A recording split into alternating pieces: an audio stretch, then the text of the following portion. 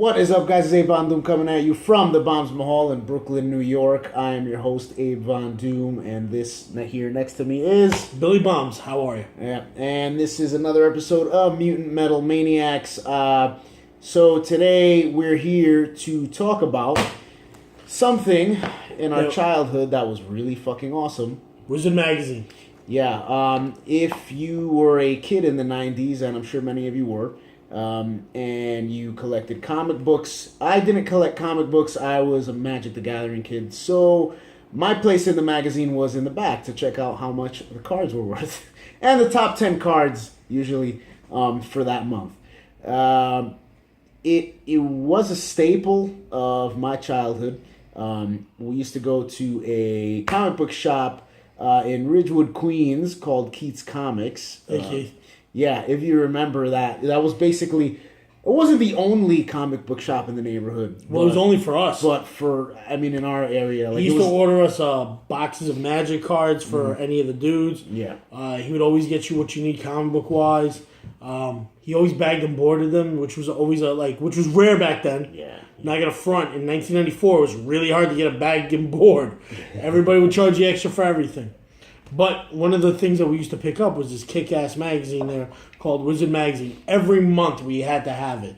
And I don't have the original collection from when I was a kid, but I've tried to collect them all. I actually have in front of me the first 7 issues. And I'm going to go through them all to show them to you guys because they are cool. And, I like that Wolverine one. Oh, I forget. Oh, I think I'm missing number 2. I'm a liar. Number 3. You are a liar. Number 4. Oh, no. Here's number 5. These were dope. Number 6. This is fucking awesome. Yeah, I didn't even look at these. The original ones all had great the original characters that you care about. Silver Surfer, The Thing, Spider-Man, Hulk, Wolverine, obviously.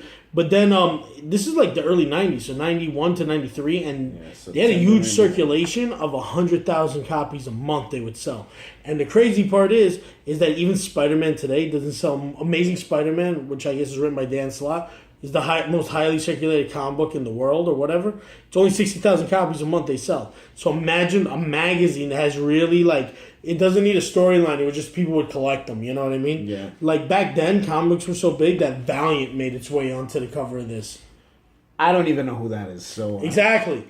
And Abe's been reading comics for a while. Yeah. And he knows. We grew up together. We met in the 5th grade. And I never read Valiant because I did not give a flying shit. But it was not that good. But the thing is, though, Wizard was a real trippy magazine that was really cool. Inside of it would be order Savage forms. Dragon, hell yeah. Well, Savage Dragon, but that's Image.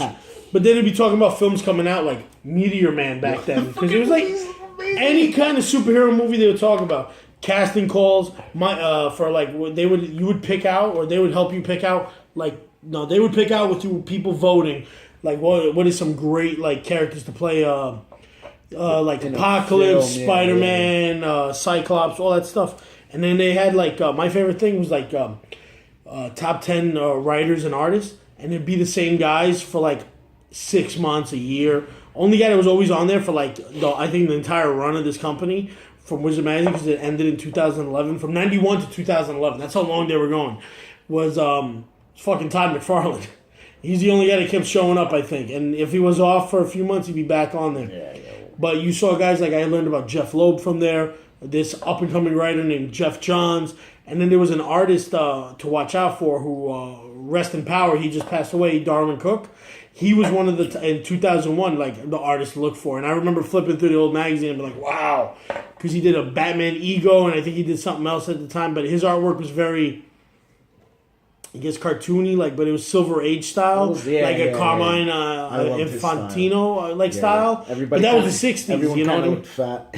Yeah, everybody, everybody was fucking in shape, out of shape guy. They all look like powerlifters that don't know what cutting means. You know what I mean? Yeah. But my favorite thing to do... Exactly, man. We can lift, but we can't put it down, right? The cool part is, though, there's always this stuff that's called undercovers and big ones.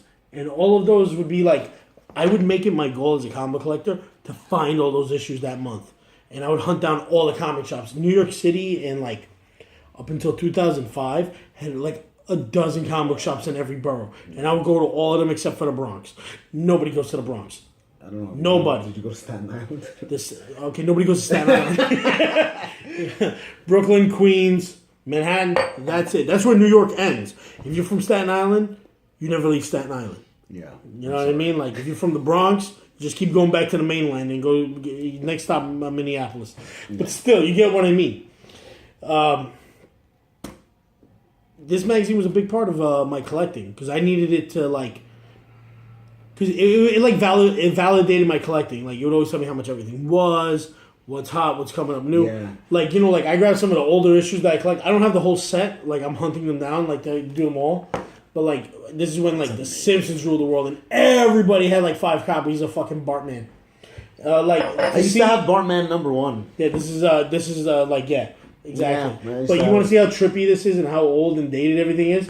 For the Game Gear and Genesis, RoboCop 3. One of the worst movies awful. Frank Miller has ever written, and I don't care what he says, he's still at fault at it. Wait, what movie? What are you talking about? RoboCop 3. He wrote RoboCop 2 and 3. Oh, God. Oh, my God. You just physically gave me pain by mentioning that fucking movie. It's okay. I think he's still trying to sue. I think he's trying to sue them. Well, if you follow me on Instagram, you'll know that this is the issue that made me want to do this episode with Abe. And I told him, I was like, we got to do it. We got to do it. Because in this issue came a really awesome poster. And it's awesome in the fact that I can't believe Wizard Magazine cared this much. But this is from 1994. Is it? Yeah, 94. June 94. A giant poster of the Incredible Hulk, move your arm a little bit, of saying goodbye to one of his friends who passed away from AIDS. And this is like some powerful shit for comic books. Fucking great. You know what I mean? Like, and that reminded me how great comic books used to be. Used to be. Because, like, it's cool now. Everybody's into it. It's chic to be geek and all that shit. But back then... Everybody's into the movies. Yeah. Because what's paying Marvel and paying DC is the films, not the books. That's really sad because I love comic books. Come on, man. Like, Wizard Magazine was like the place to find out about a guy named Alex Ross. How do you not, like, melt from that? Like, dude, look at behind us. It's all Alex Ross painted posters from his stuff. It's the Avengers, and Norman Rockwell, right? Yeah, with the Brooklyn Dodgers. I find that awesome. That's fucking comic amazing. books are an amazing American thing, and so is Norman Rockwell. I don't care. Yeah. And then we have Avengers, RoboCop. Of course. I pointed at the wrong thing. That's amazing. Yeah, I mean, so I used to love Wizard as a kid because, when you're a kid, you look at like the comic books, and I used to love looking in the back just to look at the prices of all the classic comic. I did it every day, even though it would be the same exact fucking prices all the time. I remember seeing Action Comics #1. It was always consistently like 120,000. I think. For one of them, I don't know if it was mint or whatever, but that, like, I just loved looking at that because it was just something cool that I liked looking at as a kid. Also, since I was a psycho in like the mid to late 90s, I got into Magic. So if you were into Magic, you wanted to see how much the cards were worth. So I would constantly go on there to see how much the cards were worth. The top 10 list of cards you got to hunt down. Top 10 list of cards. So everybody used this price guide because they would find you stuff. Yeah. You're like, I didn't know that existed, or I didn't know that needed to be something. Yeah. Like since comic books ended continuity, it ended probably 2005, 2006, where you no longer had to go back to back issues. You could just start off anywhere, wherever #1 starts, where they sold 100,000 copies of that, but #2 only sold 5. You know what I mean? Like. You no longer needed a wizard because you weren't collecting. Yeah. Or there's like Comixology or people like I download books. And whatever way you're reading it, I like the artifact. I like the magazine that went with the artifact. Yeah. Just like when I was collecting toys, I like collecting Toy Fair. Just to check out what new toys or how much stuff was worth. Even though the elbows didn't bend on those action figures back then, I still wanted them. You know what I mean? Yeah, right before we did the video, I didn't realize that Anime Insider was actually I don't know, what do you call it? A subsidiary of Wizard or whatever. It was a magazine they printed that they wrote, I didn't even realize and that's how much they cared about that like stuff. Like the same guys ran it from like 91 to 2006, And then they started laying them off. Then everybody got fired and stuff like that. And they wanted to change it up, and it became a crappy issue. Mm-hmm. It's from 1 to 235, and I will own them all. Until when I'm an old man, I want to look back and see all the stuff that made me happy. Like I like looking at there and seeing what's the new statues coming out, new toys, new writers. Like I would have never learned about Jeff Johns or Jeff Loeb. I mentioned those because those two guys are like the pillars of DC. Yeah. Dark Victory, the Amazing Flash run. Judd Winnick's run on Green Arrow, who he would have never made it, and he wrote a book called Pedro and Me, and they reviewed it at one point and they mentioned it, but they were like, "Oh, this guy's going to be the writer for after Kevin Smith on Green Arrow," and he would never got too much credit because he was just some guy in the real world on season 1. He's an amazing writer. He wrote Under the Red Hood, man. This guy is fucking brilliant. Yeah. And a lot of them were like artists to watch out for, writers to watch out for. Look for their books. Look for their independent works. I want to say Rick Remender's in there somewhere, but he's not because his big stuff was already going under. Yeah. Blackheart Billy and all that stuff was I learned that through punk rockers and people who write comics were like, "Yo, you should check this out." Yeah. I mean, it's really unfortunate, but with the advent of the internet, a lot of that, I guess, dated stuff is not. I mean, it's kind of becomes useless almost. Printed matter became strange matter, and you had no idea why it mattered. Yeah. I mean, it was just something that was inevitable. That wasn't going to change. I mean, if Wizard would have held out, I don't think Wizard would even. It would have phased out eventually. The only thing is, though, they still do Wizard World, which is like a comic, which is the original conventions. Yeah, they bought out like Big Apple Comic Con, which was a great one. But the cool part is, in the back of every issue, no matter where you bought it, they had listings of every state where you had Comic Cons. Yeah. And this is before New York Comic Con. You used to go to churches, you used to go to this. You were set. You know what I mean? You knew where they were. Yeah. And they still continue on in some form, like Wizard World Chicago, Wizard World Philadelphia. I think this weekend they're doing Wizard World Philadelphia, or it might be Eternal Con in Long Island. Here's the thing, you can look for this stuff online, but there was no magazine you got every month that told you where it was. We have lost touch with how to find stuff like how we used to. Yeah. People like you can Google search it, but I was like, in all honesty, I really like looking at the back pages. This is the same thing. I said on one of my other videos that probably 1.5 people have watched.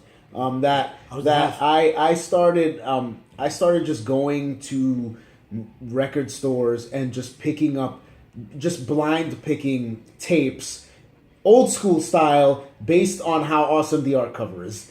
I don't give a fuck. The shit is hilarious, and honestly, out of the couple that I've bought, I've had 2 maybe that were bad. It's it's like the old school hilarious way to pick out shit you don't know, and if it sucks, it sucks, and if it doesn't, it doesn't. That's the old school way, and it's kind of cool.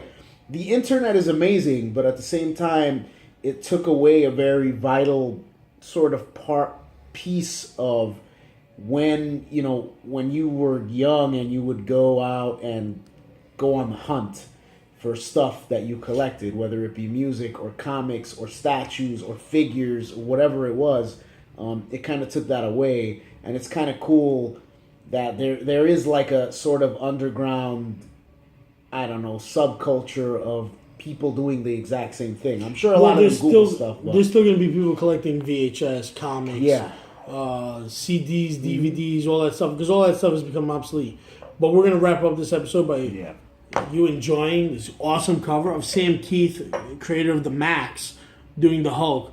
This is how old this is. This is from Marvel Comics. I was looking at that artwork and I was like, why does that look so fucking familiar, the style? It's Sam Keith and he's dope. Yeah. And we're signing off right now. This episode is dedicated to our friend of ours named Dan Klein from this band called The Frighteners. He was a good dude, and I've known him for 17 years. And he passed away recently from ALS.